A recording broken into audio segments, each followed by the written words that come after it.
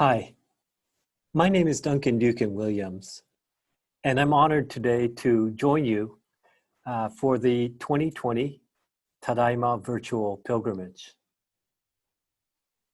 I'm going to be presenting to you today a talk titled A Pilgrimage to Remember. It's about the journey I've undertaken to become a Japanese American.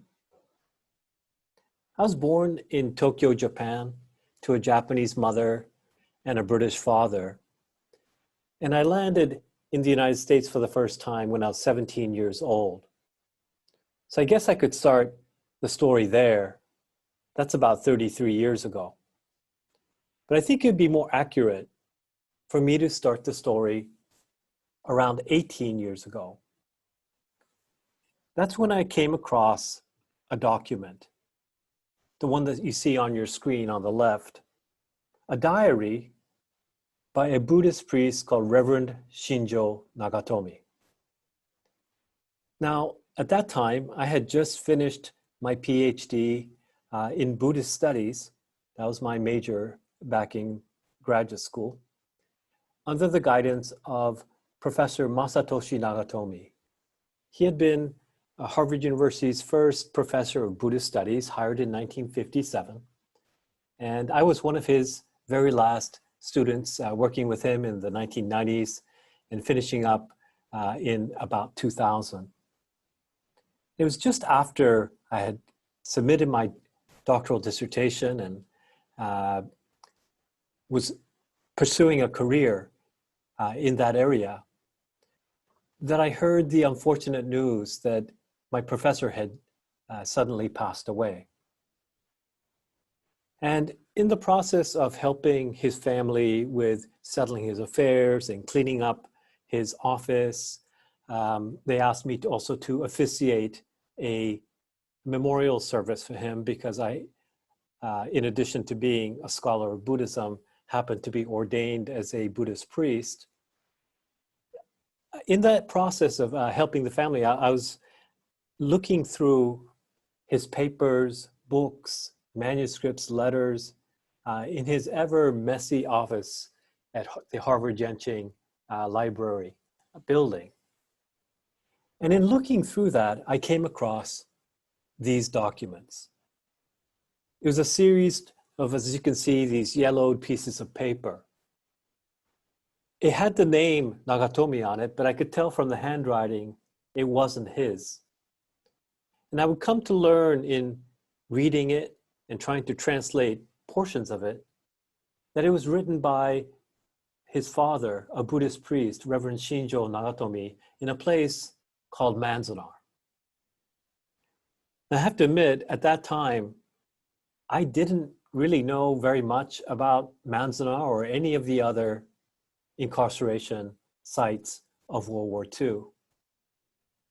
And as I took these, what I thought were very valuable family heirlooms to my professor's now widowed wife, she asked me to translate portions of her father-in-law's diaries from Manzanar. And that's when I learned that I didn't know what a mess hall was or a barracks were, these words in Japanese. As I was trying to translate it into English, I knew I had to learn more about what it meant to have been Japanese American back in World War II.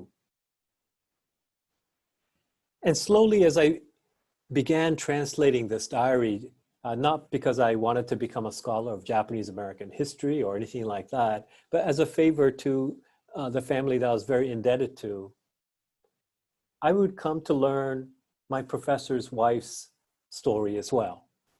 She was only 11 at the time of Pearl Harbor, and she lived with her parents who came from Wakayama Prefecture, Japan, in a small central California town called Madera.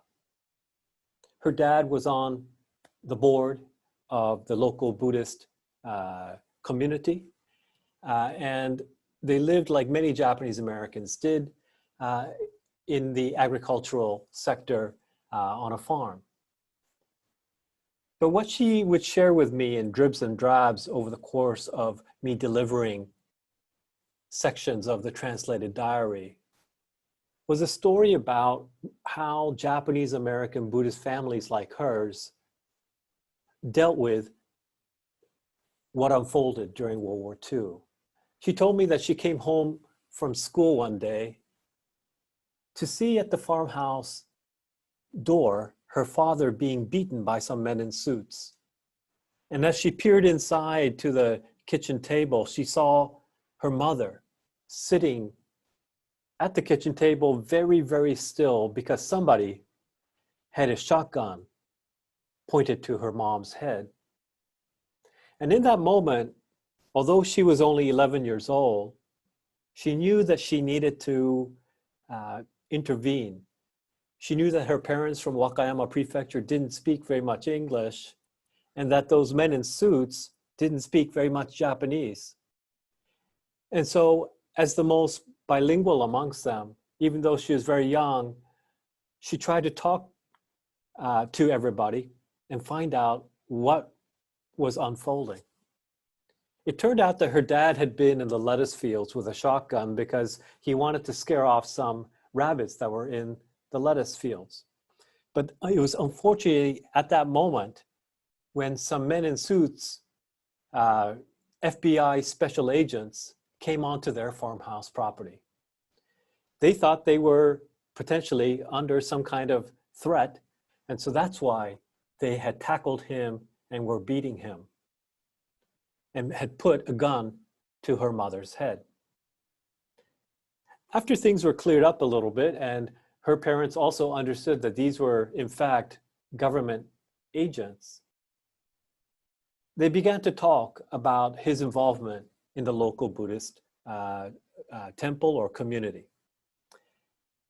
After a while, they said that he was on some kind of government list of people that they needed to interrogate and put under some surveillance, but that they would come back on another occasion.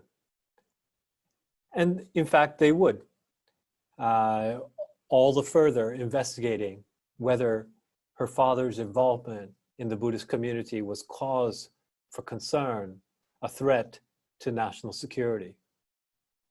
In the meantime, my professor's wife's dad said, look, we need to show these people that just because we're Buddhist doesn't mean that we're somehow anti-American or we're going to be engaged in espionage or sabotage or something. We need to somehow demonstrate our belonging and our loyalty to America, especially since their daughter had been born in California and was an American citizen. So one day, Mrs. Nagatomi was asked by her dad to turn on the wood-fired stove at the family bath. It was one of her chores and she didn't think much of it until he came down with everything in the farmhouse that had kanji or Japanese characters on them. Anything that had made in Japan, he started throwing them into the fire at the bathtub. For her as an 11-year-old girl, probably the worst thing was when he collected her precious Hanamatsuri ningyo, the Girls' Day dolls that she had received recently, and threw those into the fire as well. All in a show of trying to prove to the outside world that they were not a threat, not a danger to American society. He had one last set of documents in his hand that he was going to throw in the fire, but he just couldn't get himself to do so. He hesitated. And the daughter, the 11-year-old, asked him, you know, what could be so important, more important than her dolls? And he said that as the board member who held all of the documents of the local Buddhist association from its founding all the way up to December 1941, he held in his hands this Buddhist community's history and didn't feel like they were his personal property that he could just burn into the fire. And the other thing he held in his hands was a bound sutra, a Buddhist scripture that had been handed down from his grandparents' generation to him.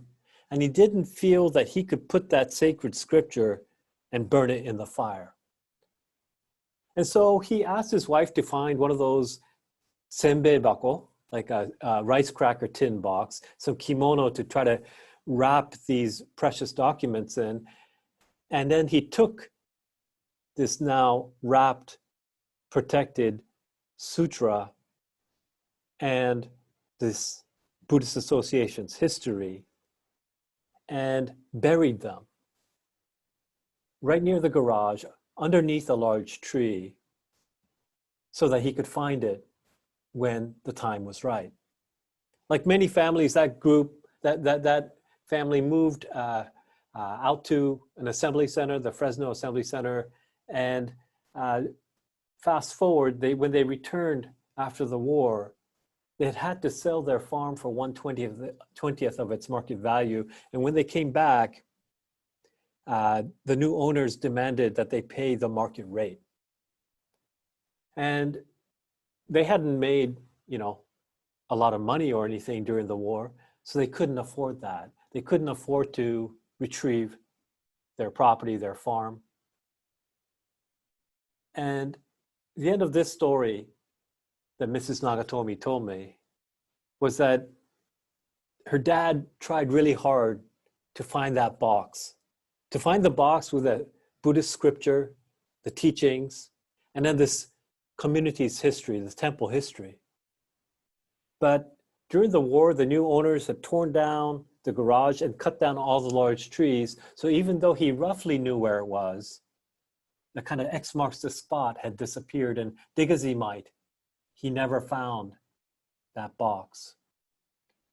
So somewhere in the soil of California are Buddhist teachings and a Japanese American Buddhist community's history buried. The other main takeaway for me when Mrs. Nagatomi told me this story was that this was one family that in their effort to belong, in their effort to demonstrate that they weren't a threat to America, they symbolically burned away their Japaneseness. They were willing to do that because they felt pressured to do so. But what they weren't willing to burn away was their Buddhist faith. That they somehow felt needed to be a part of what would make them Japanese American. I start with this story because this has been also my story, a story of how to belong, how to find a place in America as an immigrant from Japan. In the Buddhist tradition, we have a word called goen. It's used in the vernacular Japanese to simply mean something where you either have some kind of connection to a person, a place, or a thing. You would say, 縁がありましたね, or ご縁がなかったですね. Like, you may have some kind of like connection. It's something a little bit like a mysterious karmic connection that you might have to something. And in that moment when I came across my professor's father's diary from Manzanar, I've been feeling this mysterious karmic connection to a group called Japanese Americans. And it was at that time that I began to conceive of writing a book that would tell my professor's father's story, the Buddhist priest, what he did at Manzanar, and what I translated there from the diary, but also capture the stories of Mrs. Nagatomi, that 11-year-old in Madera, California, and her family's experience. Over time, as I translated that diary for the family, I guess word got around to other Buddhist priests' families who approached me and said, we have our father or grandfather or uncle's diaries from when he was in camp. Could you translate it for us? And just as a form of respect, and also because I was curious and wanted to learn more about Japanese American history, about Buddhism in America, I started translating a lot of these diaries. I also started interviewing people. Ultimately, I think I interviewed over 100 camp survivors, Buddhist priests, their wives, their descendants. I interviewed veterans from those who served in the Pacific, in Europe.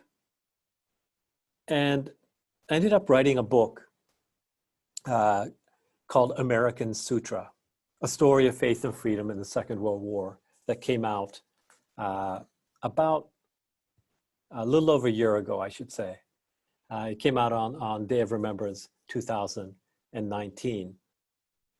And the fundamental question that drives this book, that's based on all these interviews and based on all these translations of Buddhist priests' diaries and memoirs and so forth, is this basic question of who counts as an American?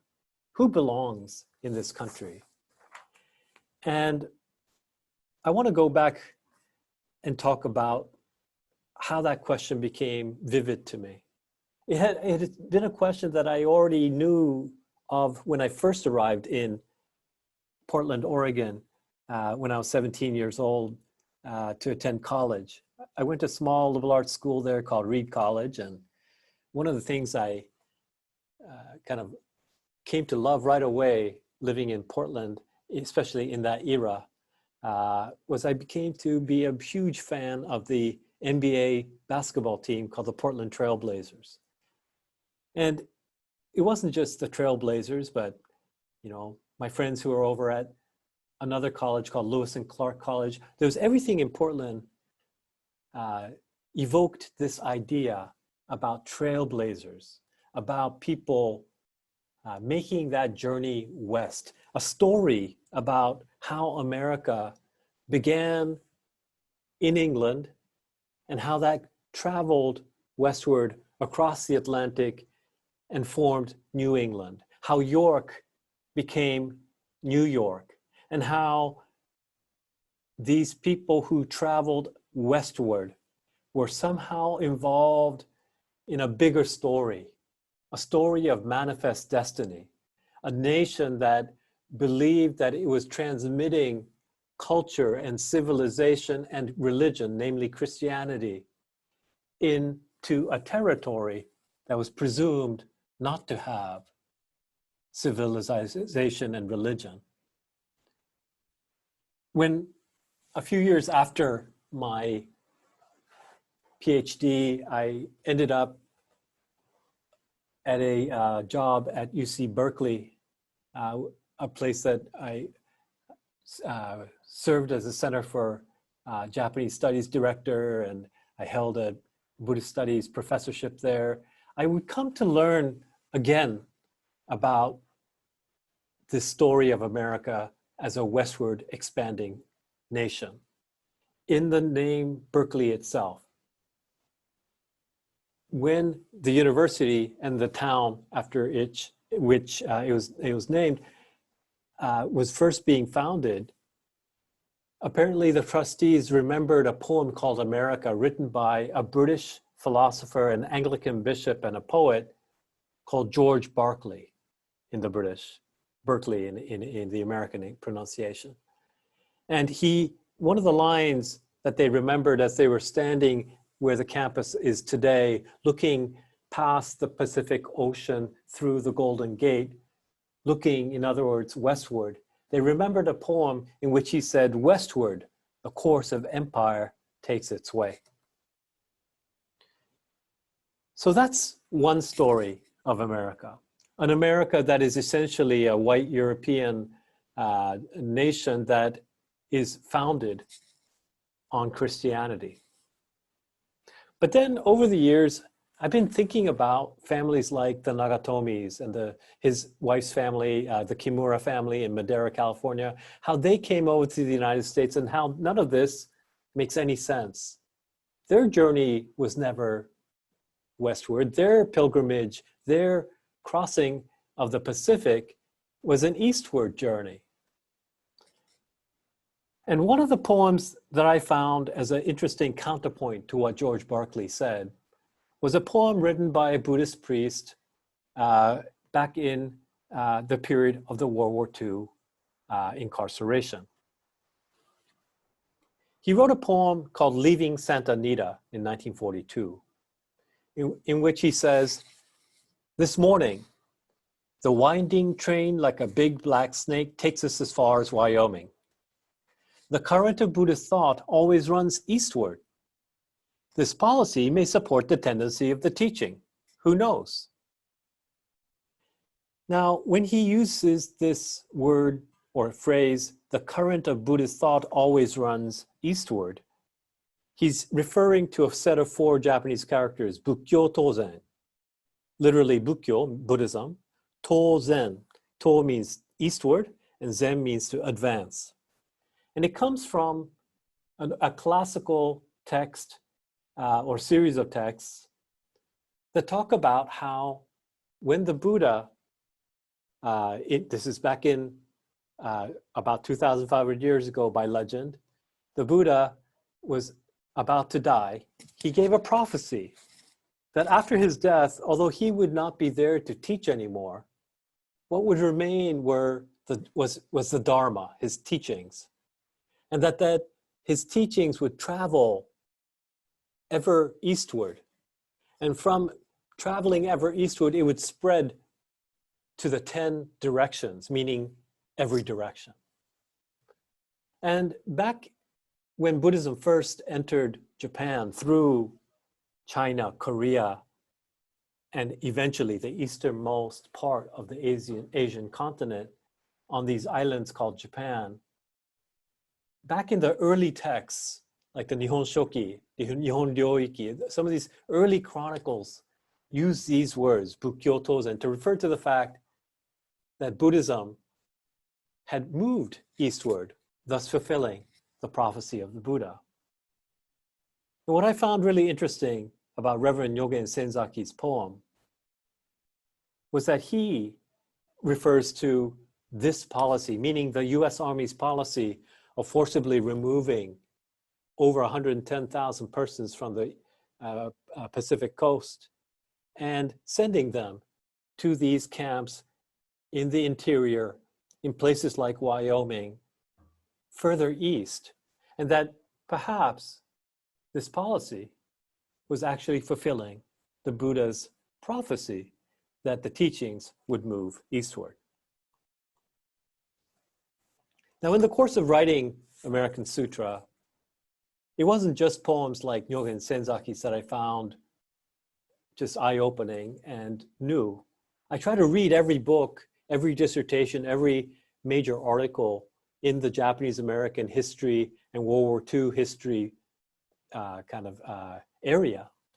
But I found that often voices like Nyogen Senzaki, the stories of people like Reverend Nagatomi and the Kimura family, the Buddhist part of the story was missing.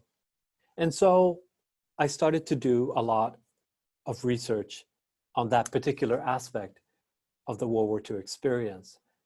And so, for example, one of the most interesting things I learned about Pearl Harbor and its immediate aftermath was that even before that mass incarceration of people on the West Coast, community leaders, the Issei or the Japanese nationals who held prominent positions in the community, both in Honolulu and other parts of the Hawaiian Islands, as well as on the continental United States, began to be picked up right after the attack. And I would come to learn that Buddhist priests were rounded up in very large numbers. Hundreds of Buddhist priests were rounded up right away after the Pearl Harbor attack, unlike their Christian counterparts. And I would also learn that the very first person picked up, even before the smoke had cleared at Pearl Harbor, at 3 p.m.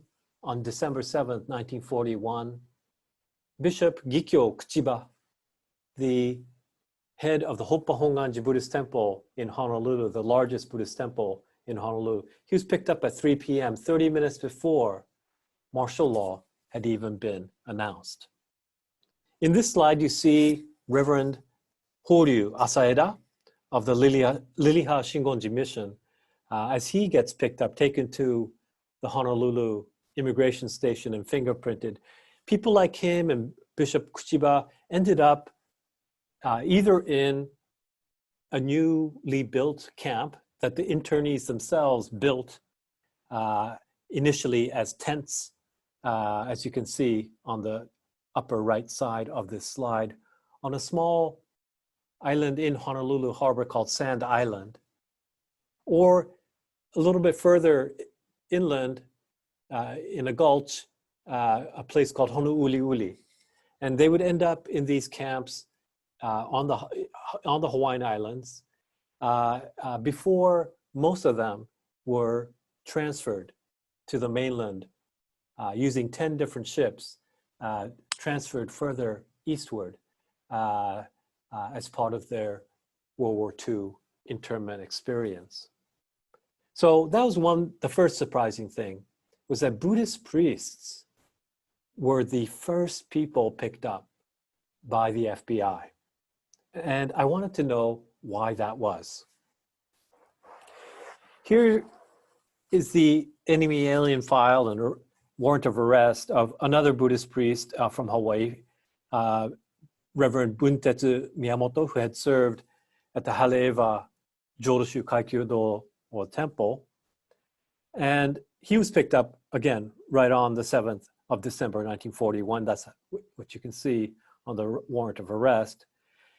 And in his FBI case file, it's noted that he's been placed in something called Group A, individuals believed to be the most dangerous, who in all probability should be interned in event of war.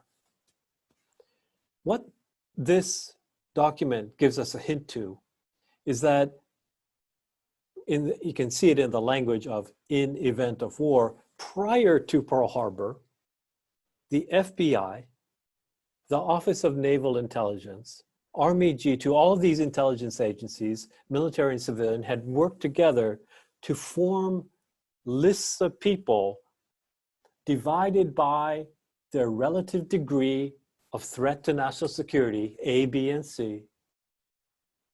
And Buddhist priests, as a category of person, was considered to be a dangerous, a threat to American national security. Although not every Buddhist priest was arrested in this fashion, a vast majority of them, 80% of them, were picked up right away after the Pearl Harbor attack. And where did that sense come from, that Buddhism was somehow dangerous?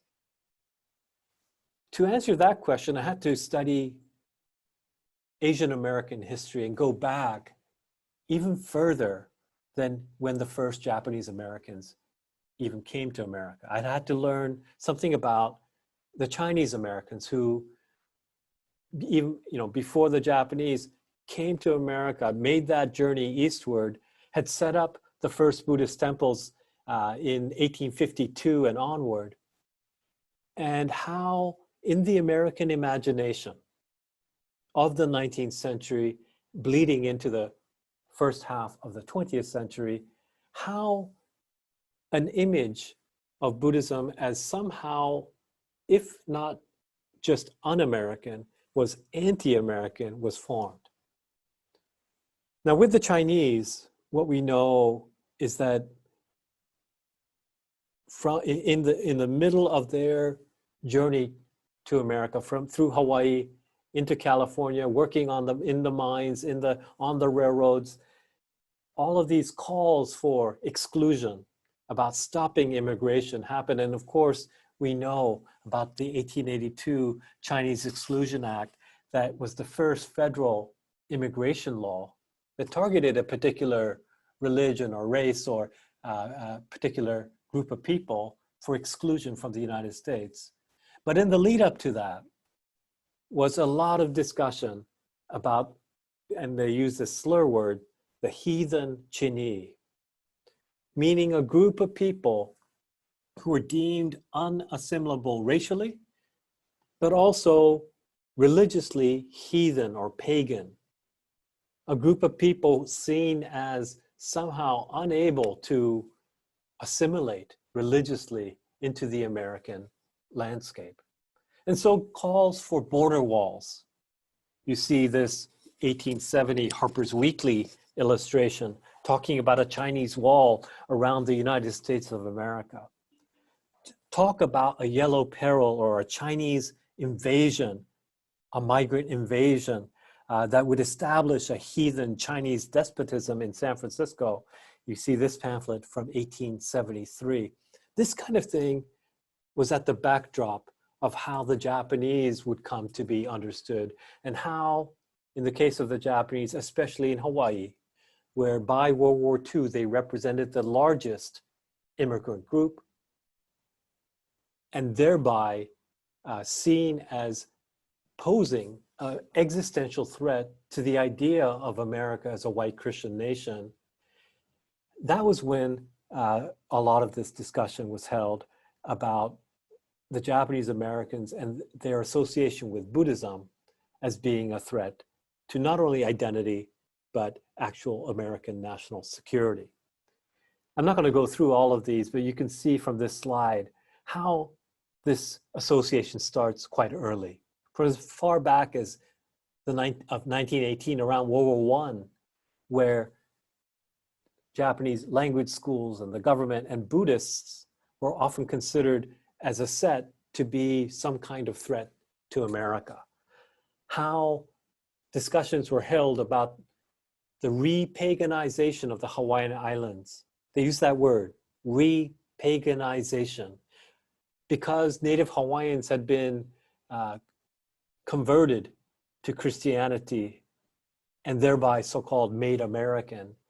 The fact of the existence of Japanese American Buddhists, a community that was about 80% Buddhist at the time of World War II, that for them, the authorities, was a existential threat in and of itself. And so that's one of the reasons and one of the interesting things I tried to learn about in the writing of the book American Sutra. And this is just an illustration of how that comes into sharp relief. Just, magazine illustrations. One from 1895 on the right side, again, Harper's Weekly, an illustration titled The Yellow Peril. You see on one side a group of people living under the light that emanates from the Christian cross. And over in the distance, this peril, the yellow peril, approaching this land, a dark, cloudy approach with a Buddha at its center.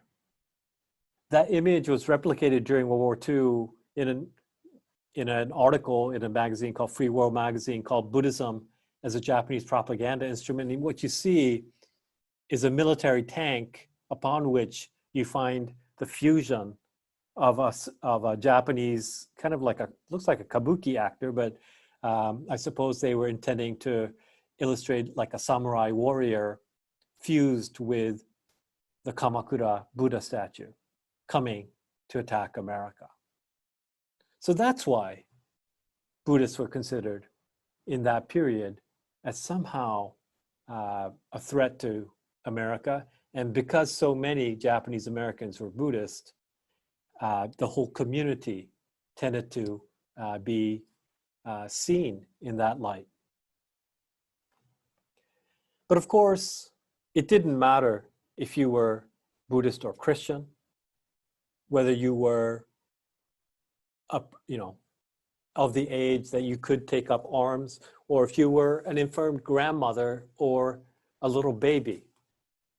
What happened after that selective internment and the rounding up of community leaders was the issuance in February 19th, 1942 of Executive Order 9066, an order that gave the US Army the ability to determine whoever they deemed was a threat to national security to be removed from various kinds of defense command zones. And in the case of the Pacific Coast, the Western Defense Command Zone, over which Lieutenant General John DeWitt oversaw, made a determination that everyone of Japanese ancestry were to be removed from that zone. If you read the executive order that the president issued, it actually says nothing about, there's no word Japanese Americans or even the word Japanese. It just says, it just gives discretion to the Army to pick whoever they want. And so when they do, the signs go up that says instructions to all persons of Japanese ancestry. In other words, the Army made a determination that even though the United States was also at war with fascist Italy and Nazi Germany, the only mass incarceration and forced removal was going to be for those of Japanese ancestry. DeWitt's main lieutenant, Colonel Carl Bendiston, as an architect of this forced removal and mass incarceration, was in the process of it asked by somebody overseeing one of the orphanages in Los Angeles if the little kids there, the babies, the young children, including mixed-raced babies and children, if they would need to be moved to some camp, if they were subject to Executive Order 9066. And he said, if, and this is a quote from him, not my words, if they have a single drop of Japanese blood in them, I want them in camp. And so that's how totalistic this ethnic cleansing of the West Coast was. Everyone, if you had a drop of Japanese blood, even if you're a mixed race baby in an orphanage, you were going to go to one of these camps. Now with this group, the virtual Tadaima pilgrimage, I don't need to rehearse all of the details about what happens in that process, but I wanted to point out a few things that you may be less familiar with, that Buddhist part of the story. Now, on the left of this slide, you see a fairly large gathering of people ready to board some buses right in front of the Nishihonganji, the old Nishihonganji temple in Little Tokyo in Los Angeles. It's the location of where the Japanese American National Museum is today. But people would assemble to these locations, 108 of them, so-called civil control stations, where you were supposed to report by 12 noon of a certain date to be taken to some temporary, euphemistically called assembly center, as the long-term camps were being built. And as people so-called left home, in Buddhism we have this word shukke, to leave home literally, but it means to go on some kind of spiritual journey, to enter into a spiritual path. And often it means, we use it to refer to those who become ordained as Buddhist priests, monks and nuns. But it really means to go on a journey, to leave home on a pilgrimage. And so temples closed down, businesses closed down.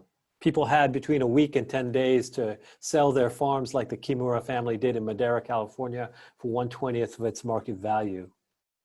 And they were taken on these buses and trains to these assembly centers. And that's where they encountered, once again, what I would call Anglo-Protestant normativity. assembly centers like this one in Puyallup, Washington State, about 30 miles south of Seattle. They were county fairgrounds, Tanforan, Santa Anita. These were horse racing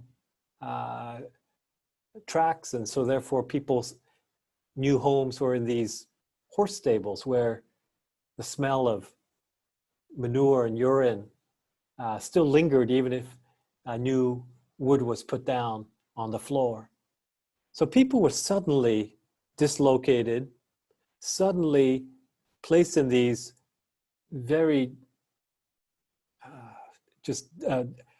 unhygienic places, and they tried to make the best of that situation. One of the things I found out in my research about assembly centers was that, when you go into some kind of confinement site, a prison, for instance, they check your luggage for any contraband.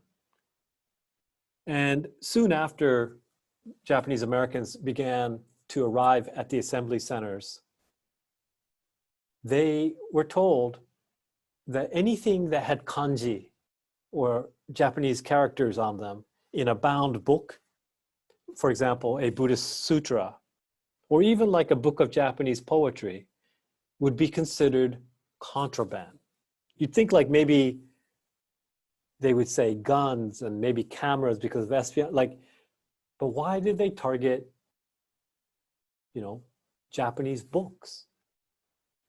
It, I think, has something to do, again, with this idea of Anglo-Protestant normativity, because the two exceptions that the government gave for a bound book with Japanese kanji in it was, one, a Japanese English language dictionary, and two, a Japanese language Christian Bible.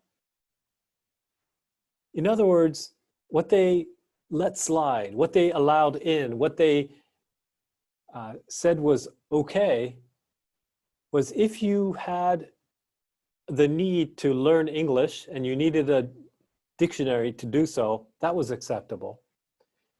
And if you had not yet become Christian, or if you already were a Christian and needed a Japanese language Bible to continue that faith, that was acceptable. And so I call it Anglo-Protestant normativity, Anglo both in the sense of whiteness, but also the sense of English only, and Protestantism in terms of the general culture of that time as to what constituted an American who belonged, an American who would be, in some sense, if not already built up amongst the Japanese Americans in the course of their own incarceration. Of course, not every family accepted this premise that to be American was to be English-speaking and Christian. This family in the Portland Assembly Center, the family quarters you see in this photo is of Reverend Tansai Terakawa of the Oregon Buddhist Church, his daughter Hiroko playing checkers with her friend Lillian Hayashi. You can see how they took their quarters, try to make it as livable as possible, try to have some sense of normalcy and decency. And the other thing you might notice is that they rejected that Anglo-Protestant normativity. On their wall, looming large, was an American flag and a photo of the Buddha. For this American family, they believed that you could be both Buddhist and American at the same time. Because of disorientation, dislocation, loss, it isn't surprising that in moments like this, people turn to their faith. And so even starting in the assembly centers, even though people resided there only through spring, summer, and early fall of 1942, quickly Buddhist groups began forming in these assembly centers to do what in this slide they called Buddhist work, to help each other, rely on their faith, use their faith to come together, to give them some direction when everything had become so disoriented. Give them some sense of home and belonging when they've been dislocated as they had been by the forced removal.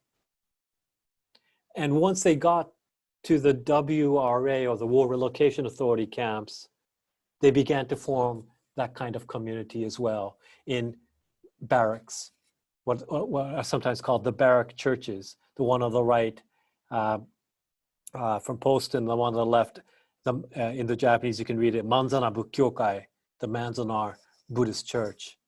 You see Reverend Nagatomi sitting there with glasses in the front row. So that's how people came together to somehow resist or somehow say, we belong here too. One of the first things I began translating in Reverend Shinjo Nagatomi's diaries was the fact that he participated in the Buddha's birthday, called Hanamatsuri in Japanese, as soon as he got to when he got to Manzanar, and that he also participated in many, or not just participated, he officiated many funerals and memorial services of people who died in that first winter and spring of 42, 43. And so as I was reading those things, I realized there was a word that captured that in the Buddhist tradition. Now, if you look at the kanji character on this screen, it's sometimes read Butsu, meaning the Buddha, and also can be read Hotoke, which also means the Buddha, but can also refer to the recent dead. So when somebody dies and their corpse is lying in wake, we, out of respect, in Japanese, use the word Hotoke to refer to the corpse, meaning somehow in the Japanese mind, those who have just died are kind of like a Buddha, to be appreciated, venerated, and reflected on. And so in the course of my research, I found Reverend Nagatomi's participation in Hanamatsuri, or the Buddha's birthday, the rebirth, as it were, of Buddhism in the camps. You can see him on the right-hand photo in that slide where he's giving a talk about the rebirth of Buddhism, the birth of the Buddha. And behind him, you see what's called a hanamido, or a flower shrine. It comes from the legend of the Buddha's birth, that when the Buddha was born, the heavens were so pleased that it rained sweet rain and flowers. And in the Japanese tradition, whenever you celebrate the Buddha's birthday, and you can see it with the woman in kimono on the left, she's going up and pouring sweet tea on a little statue of the baby Buddha inside of this flower shrine. And everyone in the congregation goes up and pours a little bit of that sweet tea to represent the sweet rain that fell on the Buddha in legend. In one of the camps that I studied, they didn't have this kind of beautiful, ornate shrine, or they didn't have a little statue of a Buddha. And one of the most moving stories I came across was of a young YBA, or Young Buddhist Association member, Arthur Yamabe, in Bismarck, Fort Lincoln, celebrating Hanamatsuri, where he goes to the mess hall and finds the largest carrot that he can find and carves a baby Buddha statue, or some semblance of one, for the Hanamatsuri they needed to celebrate in 1942 April. One of the priests that oversaw that ceremony of trying to maintain their Buddhist faith behind barbed wire, surrounded by armed guards, was to take what they could find to make that ceremony meaningful. And he carved, and once Arthur had carved the carrot Buddha, because they didn't have sweet tea to pour over, what they did was they pooled their army ration sugar and found some coffee and made a mixture of sweet coffee that they poured over the carrot Buddha. So that's how people in camp managed to sustain their faith, draw on their faith, celebrate their faith. And as I mentioned, Reverend Naratomi talked about the recent dead, the other Buddhas, the Buddhas as ancestors, those who have come before us. In the middle slide in this, or photo in this slide, you can see Reverend Nagatomi in his full robes officiating a funeral that had just taken place. And at the Manzanar Buddhist church, they had a little columbarium where the cremated ashes could be honored, remembered. I think he didn't want there to be a situation where these lives lost would just be forgotten. He wanted to find some way to console the families. They had just lost everything they worked so hard for before coming to camp, and now they had lost a loved one. And in that moment of loss, he wanted to give some words of reassurance, some ritual that would give some structure, meaning, and sensibility to what these families were undergoing.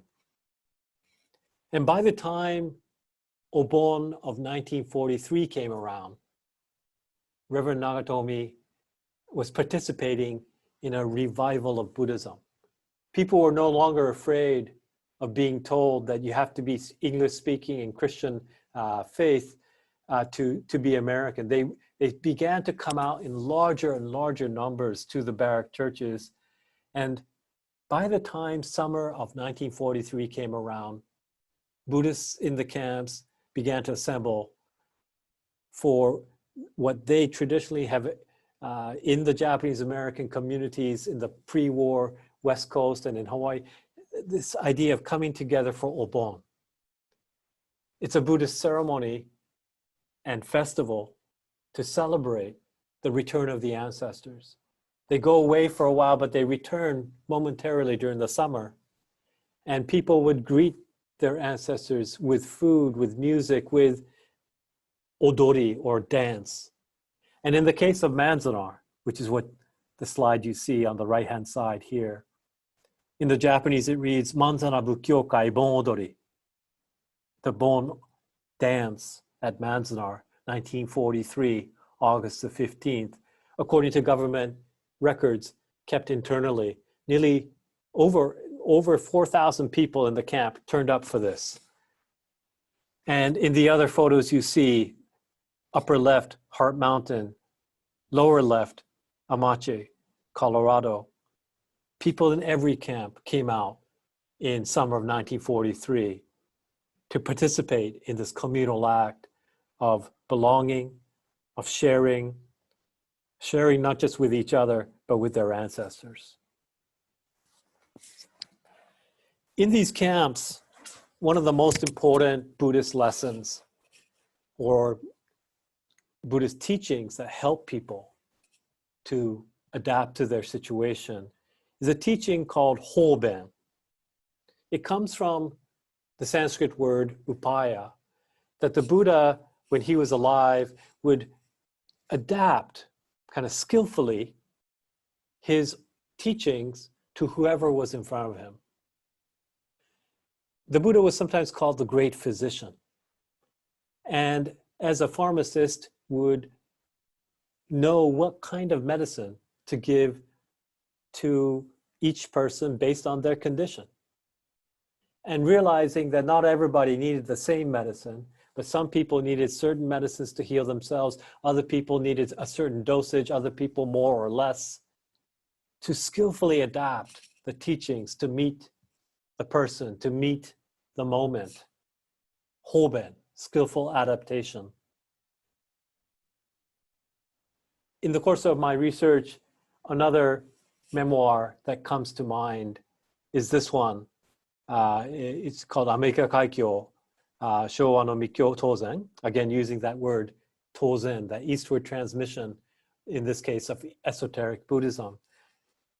Esoteric Buddhism meaning the form of Buddhism denominationally known as Shingon Buddhism. And its headquarters in Little Tokyo, Los Angeles, at the Koyasan Buddhist Temple. Reverend Takahashi Setsu wrote this memoir after the war, reflecting on all he went through during the war. And he talks about how he first was very annoyed by the armed guards checking up on all the internees every time they needed to go to the toilets, the searchlights that went through even in the course of the night. And he talked about eventually not only coming to be able to get used to those searchlights, but actually using them for religious practice. In one line from his memoir, he writes, "I return to the quiet and supreme life of walking alongside Kobo Daishi," that's his sect's founder, "as if trying to practice meditation under the moonlit pine. I have been viewing the guards' searchlights as the Buddha's sacred light and have been practicing Komyo meditation together with Kobo Daishi." In his tradition of Shingon Buddhism, they often have these meditations and visualizations where the moon representing the enlightenment, the awakened light of the Buddha, to infuse one's mind and consciousness with that moon. In this case, using the searchlights in the camp to suffuse his mind, to allow him to actually practice Buddhism better. Another really moving story of how people used whatever was there in their life, their karmic circumstances, to try to practice their faith and persist in their identity as a Japanese American Buddhist, is the story of these altars, sometimes called shumidan or sometimes butsudan. These altars made by two brothers, the Nishiura brothers in Heart Mountain.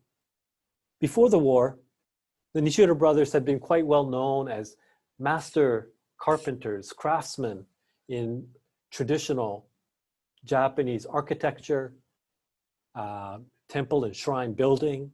They'd in fact built the San Jose Buddhist Temple.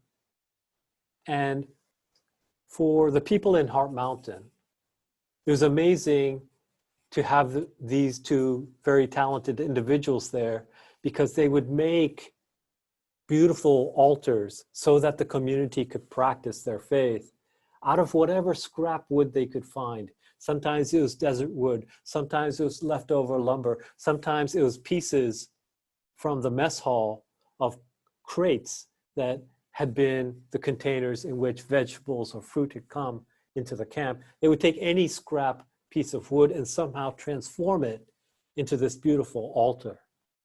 Here you can see at their Hanamatsuri, their Buddha's birthday, a little hanamido or shrine on the left, and in the center, one of these beautiful Nishiura brother altars.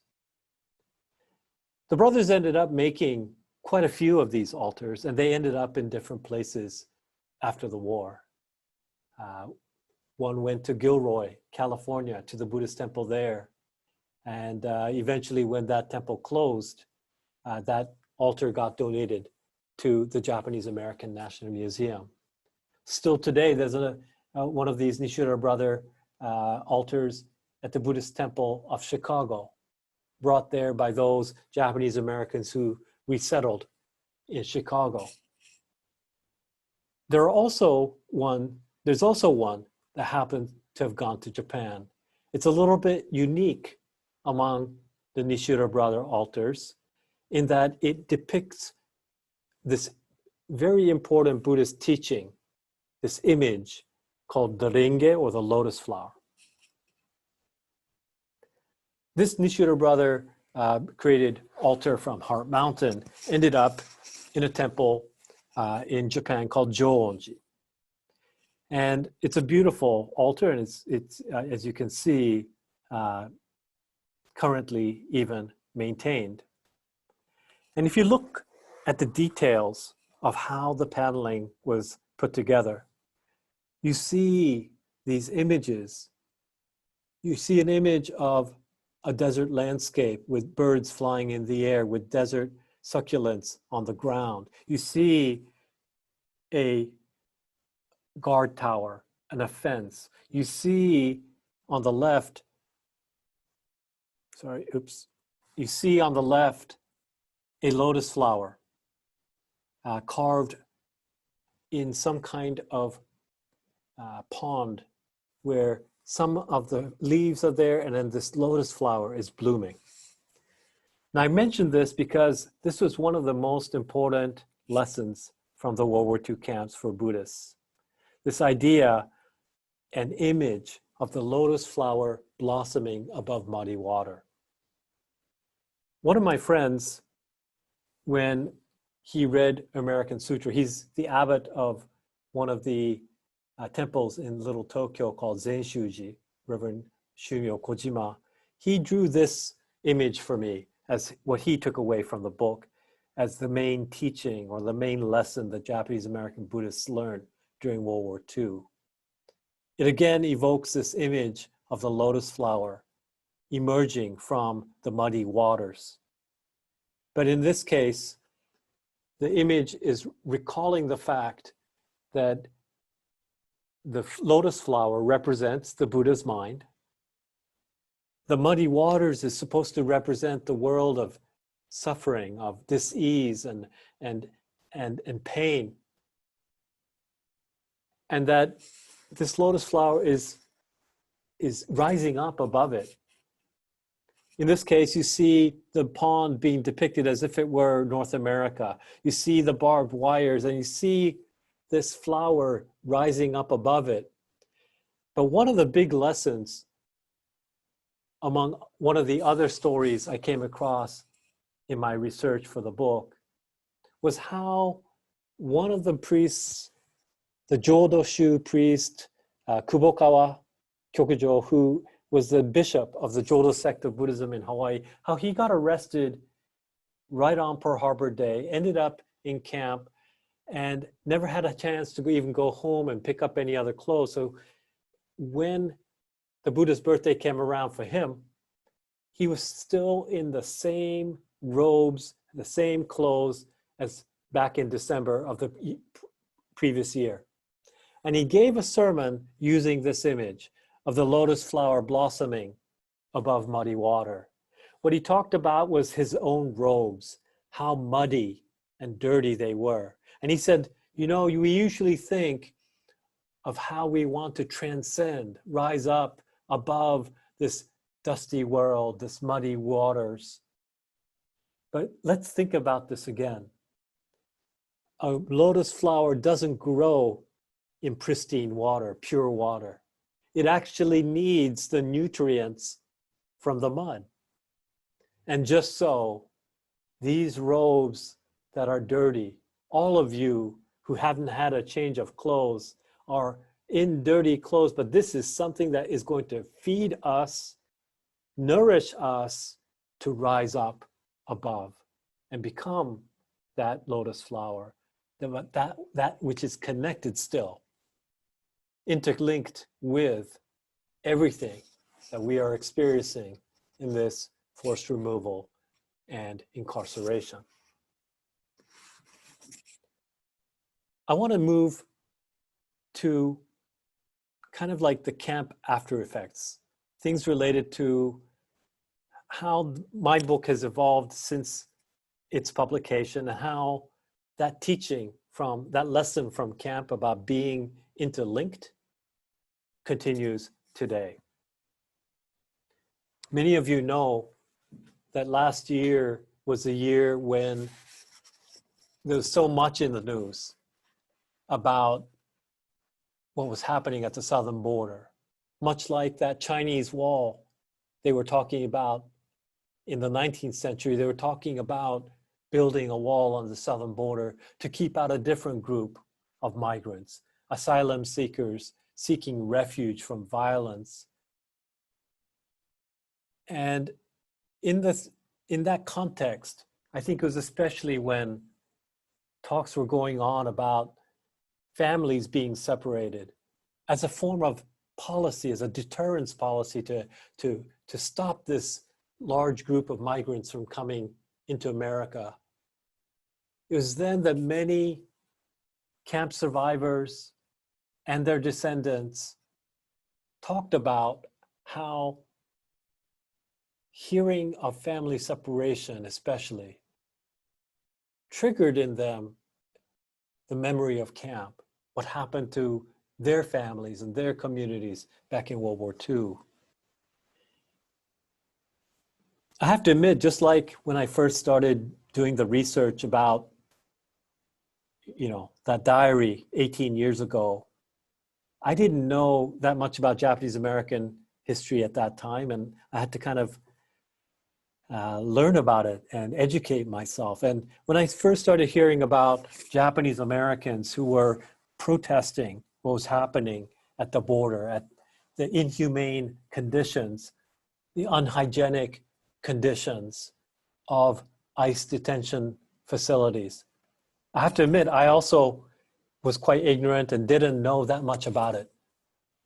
And I had heard about a group that went to Texas.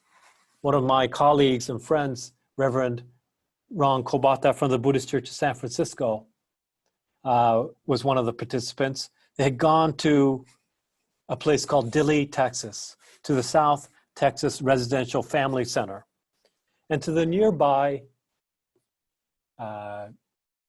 former World War II internment camp called Crystal City, a family reunification camp, ironically. And this place that physically was located close by, that held the largest numbers, over 2,700 children who had been separated from their families, and how they went on their pilgrimage to the former World War II Japanese American camp, and also went to protest at this place that represented for them this residence, this interlinking of what their families went through back in World War II and what was happening today. And that they would make paper cranes or tsuru to hang up on these fences of ICE detention facilities such as the one at Dilley, Texas. So I was hearing about these protests and the involvement of my friend, Reverend Kobata, in them. And I was trying to learn more about what all of these immigration policies meant and understand all the ways in which exclusion has had this long history of exclusion by either race or even by religion, with the more recent travel bans that have targeted those from majority Muslim nations. And really thinking about how they tend to intersect with what happened to Japanese Americans and also those who came before Japanese Americans. But it wasn't until a few weeks after this particular protest of various people that I happened to know in Texas that I received an email. Its subject line was Sutra cranes. One of the people most intimately involved in this protest, Nancy Ukai, from the 50 Objects Project, and she's somebody I happen to know as the president of the Berkeley JCL, and she mentioned how she and Satsuki Ina and Mikey Shee from New York and Carl Takei, all these leaders in the Japanese American community had gone to this thing, and that Nancy, had made colored photocopies of the front of my book to make these origami paper cranes, and that she put up some of them as part of this protest. And she sent these photos titled Sutra Cranes.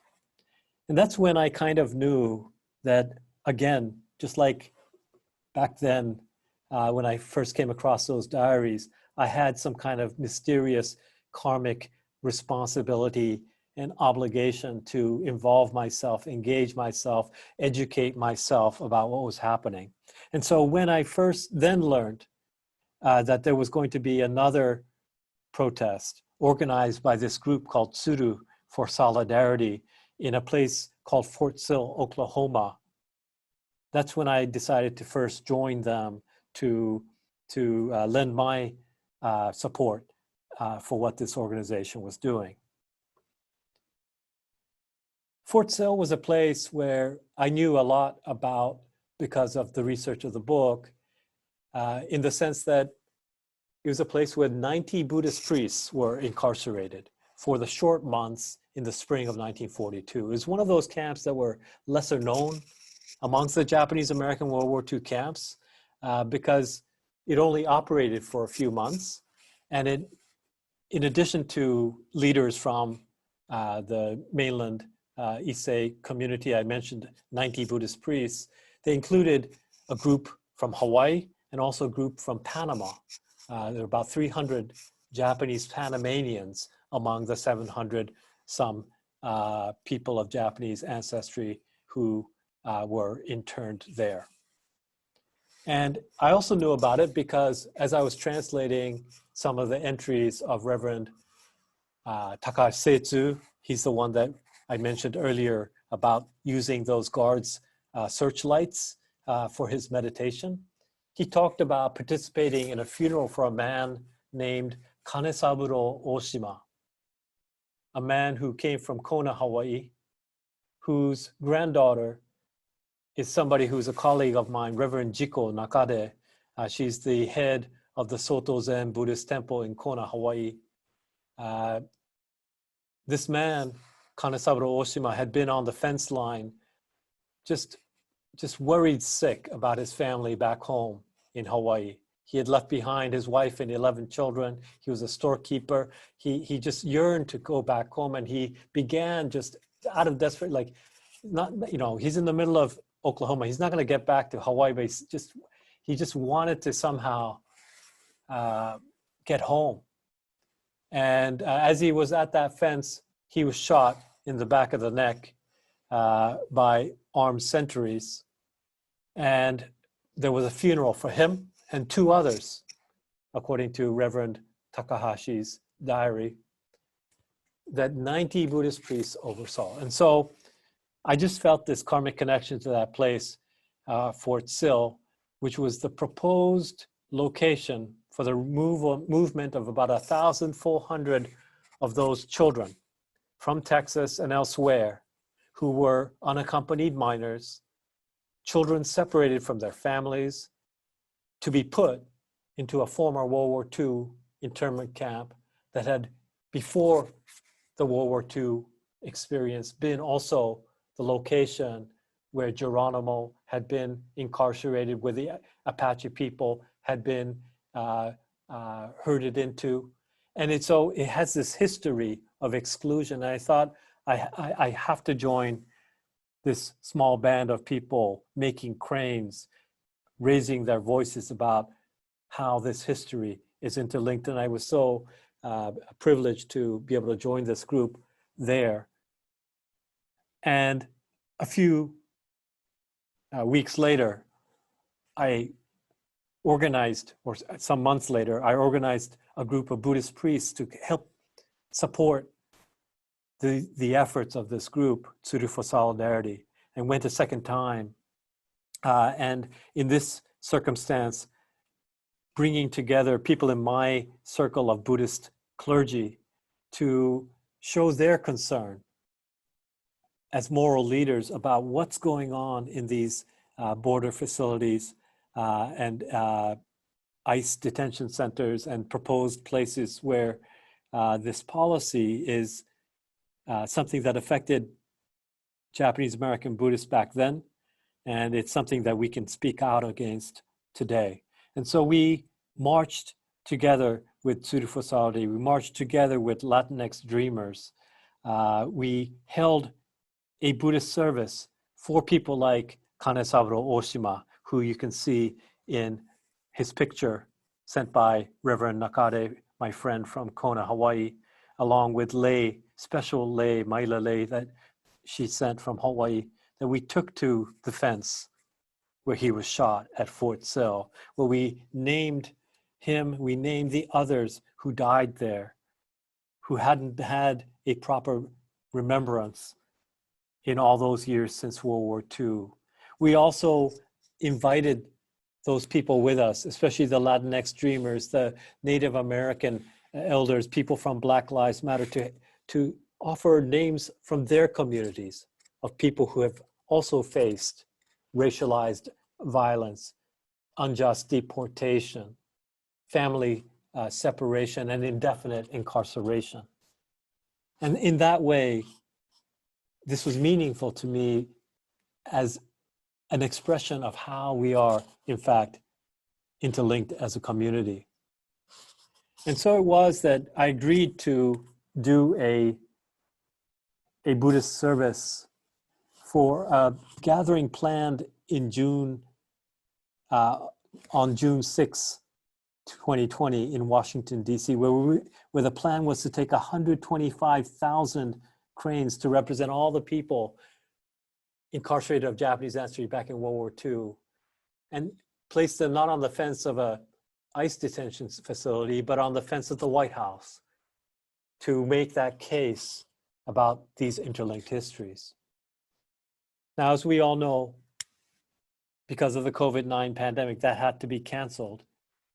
But since I had promised to do this ceremony, I had in my mind the idea that we Buddhist priests, along with other interfaith communities, that we would recite the names of every single person that those cranes represented. And I began a project last November to try to come up with a list of all of the names, because it turns out that there is no such unified list that accounts for Japanese persons of Japanese ancestry who were incarcerated during World War II in the various kinds of camps, the army camps, the Department of Justice camps, the temporary detention stations, the assembly centers, the War Relocation Authority camps. All of those camps put together held people of U.S. citizenship, Japanese nationality, Japanese Panamanians, Japanese Peruvians, and there was no unified list that could actually contain the names of all the 125,000 names. And so I began this project to do that ceremony. And even though I had learned that it was going to be canceled, I've been working on trying to make that list. Because there's something valuable about remembering names. There's something about the idea of remembrance itself. The word member meaning the body, embodiedness, and to remember them was to, in some sense, make real what this community's history was. So I began by asking my friends at Densho, my friends at Manzanar, my friends at all the kind of big WRA camp related organizations to see what kind of lists they may have. What did they do with the Form 26 lists of people? What have they done with the final accountability rosters of each of the WRA camps? What kind of lists do we have? Can we share them? And they very kindly responded positively. I also reached out to the Japanese Community and Cultural Center of Hawaii, the JCCH, that had created the Hawaii internee directly to account for the people in Sand Island and Honouliuli and all the people that went to the mainland camps as well. I contacted people like Russell Endo of the Tuna Canyon Detention Station Coalition, who's been painstakingly making lists for that particular confinement site. I myself had been making lists of Buddhist priests, Shinto priests, and Christian ministers. It was this kind of nerdy little project I had to create the most accurate list of every single person that was a clergy person during World War II, which camps they went into, in which order, where did they serve before the war, where did they serve after the war. I found myself in conversation with other, list makers. And whether it was something created by the government or more often than not, I found for the non-war relocation authority camps, these army camps like Lordsburg or Department of Justice camps like Santa Fe or Crystal City, that I would need to match up whatever the government rosters were with what the internees themselves made. So these documents, Jinmeiroku, Jinmeibo, these kind of Japanese internee directories in which they wrote down the names of every person in camp. These became valuable sources to compile these lists, and to integrate and unify them became the goal. I became obsessed with not leaving anyone out. And I think that's because I remember what Reverend Nagatomi did back in World War II, that diary, where he talks about his writing those kanji characters, those three of them, I, Re, and To, on a monument built for that Obon of 1943. Ireto literally means a tower or monument, To. Ire, that honors the Re, the spirits of the ancestors, the spirits of those who have just died. He didn't want to leave anyone out in the Obon of 1943. He had conducted so many funerals and memorial services up until that point.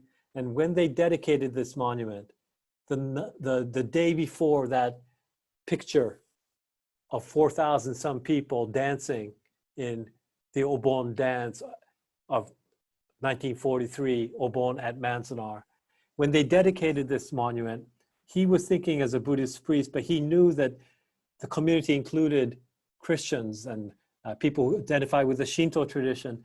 And so he tried to make it an interfaith gathering in which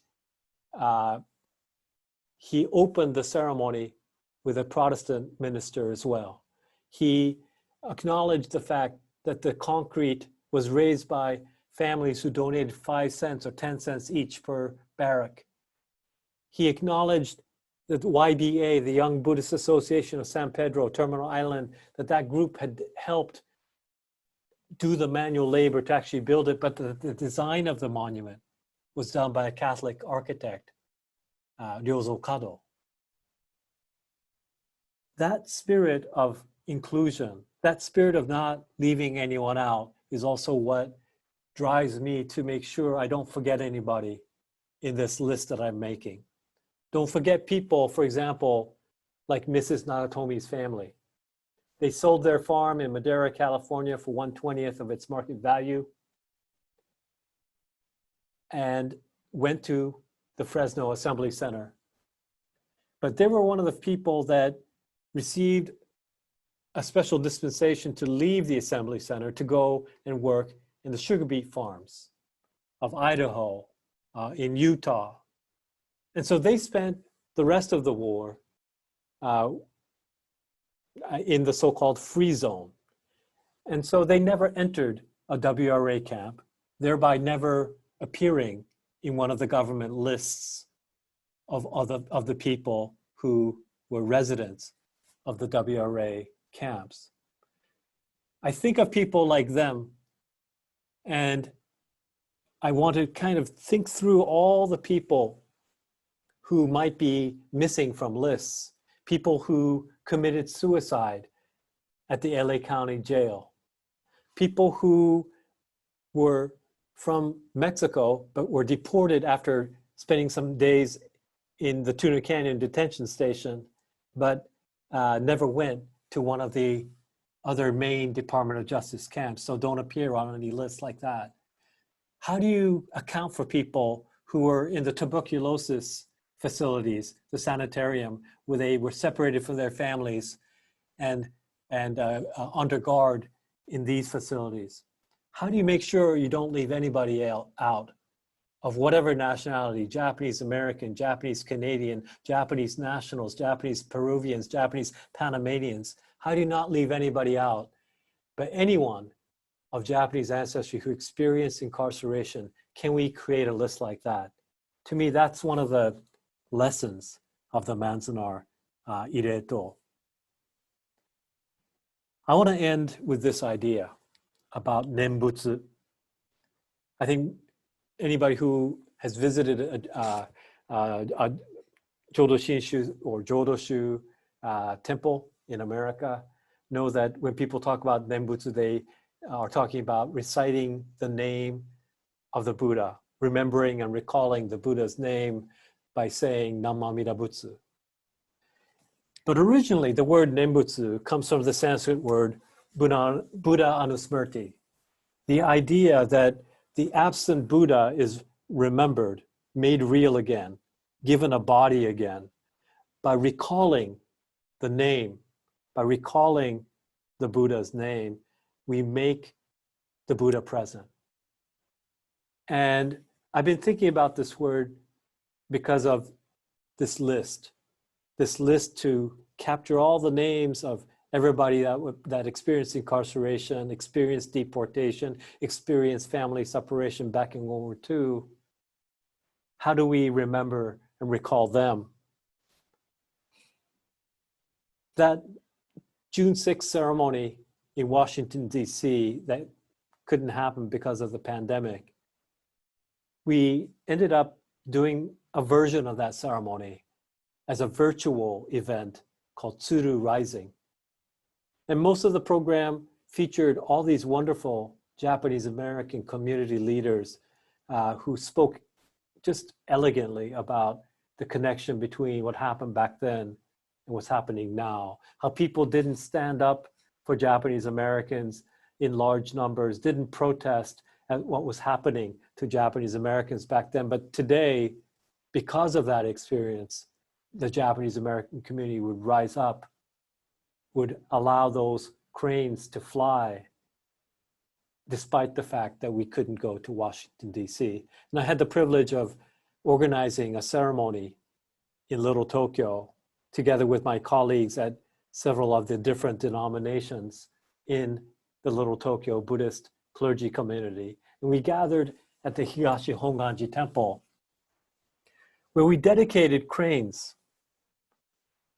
As we recited sutras, we also dedicated and recited any merit that came from our recitation to names not just from World War II, but names that interlinked to many different kinds of communities that have been experiencing racialized violence, incarceration, deportation, family separation.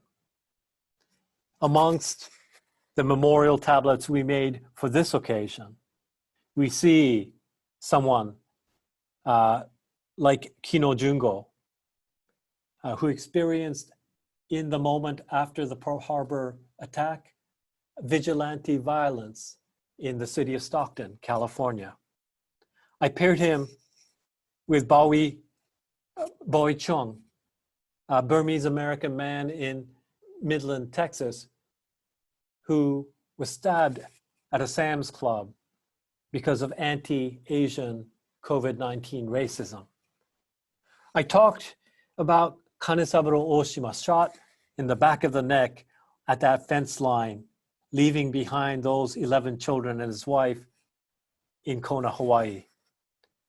and we mention the name of George Floyd, murdered with a policeman's knee on the back of his neck for over 8 minutes. These are the interlinked histories that I feel I've inherited. I started today's talk with the idea that this has been a pilgrimage for me to become a Japanese American. And as it happens, this year was the year I decided to take on the naturalization oath. I had been approved for naturalization. I put in the papers, passed the biometric background checks, passed the civics test, passed the English test last year in 2019. And this year was going to be the year that I would naturalize, become a US citizen. But because of the pandemic, the original date in March was postponed to June the 19th. And there's something to me, the Goen, the mysterious karmic condition that postponement had, that made me think about another form of interconnectedness. So you see me in this photo on the left with my new naturalization certificate the day I became a US citizen.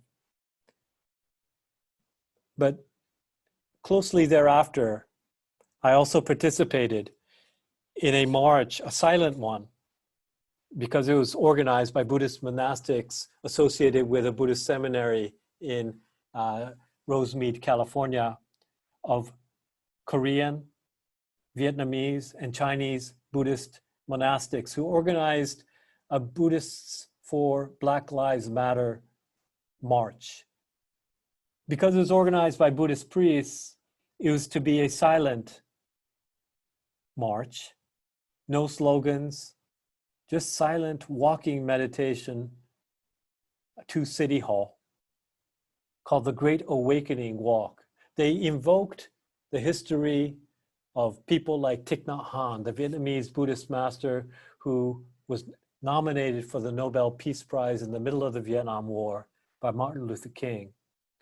They invoked people like Frederick Douglass, who supported Chinese Americans who were about to be excluded by the Exclusion Act in a speech in Boston a few days after the first Juneteenth, June 19th.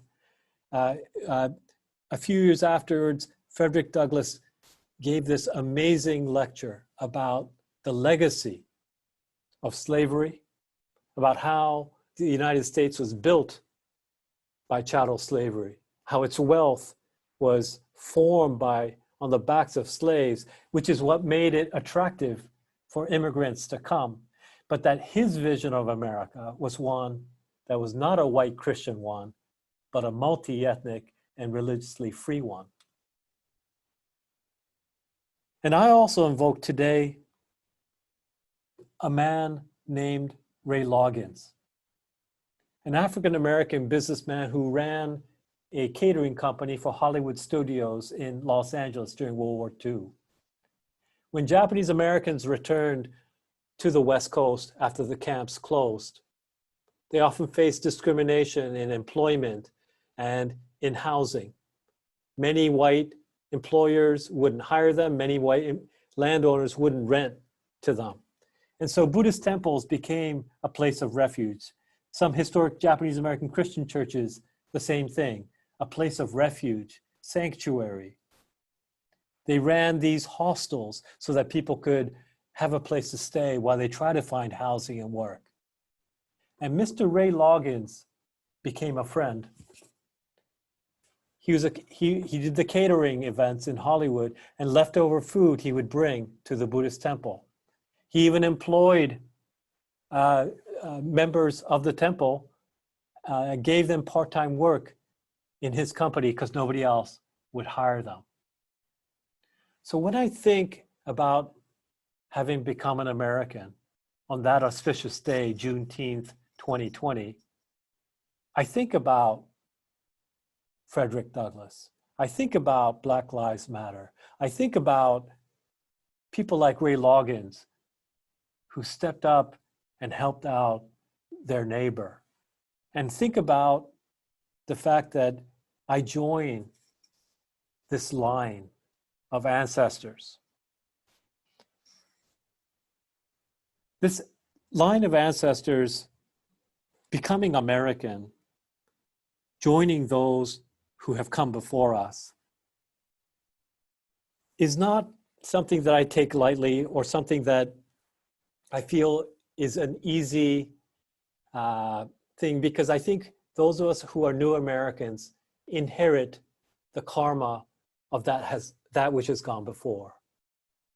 As a new Japanese American, I inherit everything that happened to all of these Japanese American families back in World War II. And as an American, I inherit everything from the ideas of freedom, due process, equality under the law, but also the imperfections of America. And that this is in fact a process, that America is not a stuck thing, but a nation of becoming.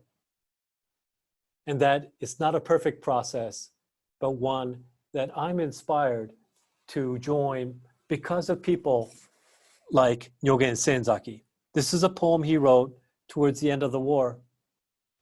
That same Buddhist priest from Los Angeles who talked about going on that train to Wyoming, to Heart Mountain, how he would take the Buddhist teachings ever eastward, how he thought that policy of incarceration would actually manifest something new in community. He wrote at the end of the war this poem called Land of Liberty. Land of liberty, people of independence. The Constitution is beautiful. It blooms like the spring flower. It is the scripture by itself. No form book can surpass it.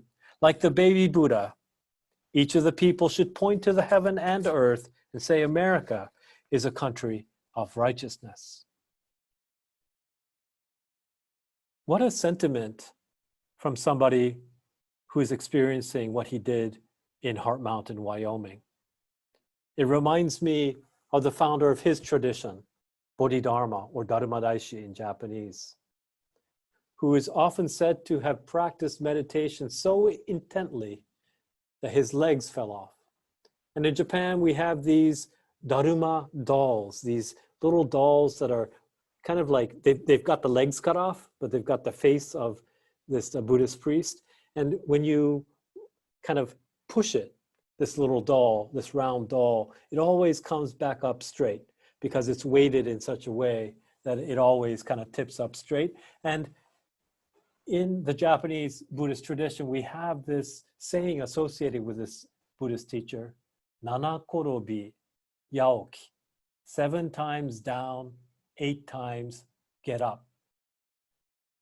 That sentiment must have infused Reverend Nyogen Senzaki's mind, that our practice as Buddhists, our practice as Americans, is not about perfection.